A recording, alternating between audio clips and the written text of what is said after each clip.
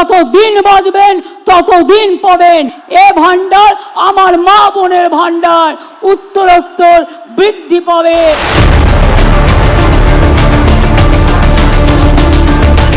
বাংলায় মা বোনদের নিরাপত্তা দিতে পারে না সরকার, এদিকে মমতা বন্দ্যোপাধ্যায় জোর দিচ্ছেন লক্ষ্মীর ভান্ডারে। শুনুন মুখ্যমন্ত্রীর নতুন ঘোষণা। এখন থেকে যিনি লক্ষ্মীর ভান্ডার পান সারা জীবন পাবেন। আপনাকে আর মনে করতে হবে না যে 60 বছর পর্যন্ত আমি পাবো না, যতদিন বাঁচবেন ততদিন পাবেন। 21-এর নির্বাচনের ঠিক আগে লক্ষ্মীর ভান্ডার প্রকল্পটি চালু করে হাত গরম ফল পায় তৃণমূল কংগ্রেস। 2024 নির্বাচনেও মমতাকে নিরাশ করেনি তার সাধের প্রকল্প। এবার কি 26-এর জন্য তার পুরনো অস্ত্রেই এখন থেকেই শান দিচ্ছেন মুখ্যমন্ত্রী? যতদিন থাকবেন ততদিন পাবেন।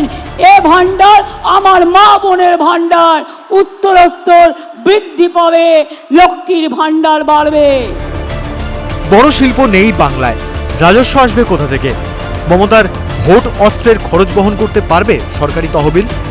প্রশ্ন বিজেপির। রাজ্যে লক্ষ্মী নিয়ে আসতে গেলে সে রাজ্যে শান্তির প্রয়োজন আছে। হাতে বন্দুক আর বোমা নিয়ে লক্ষ্মী আসে না, এখন আসছে লক্ষ্মী।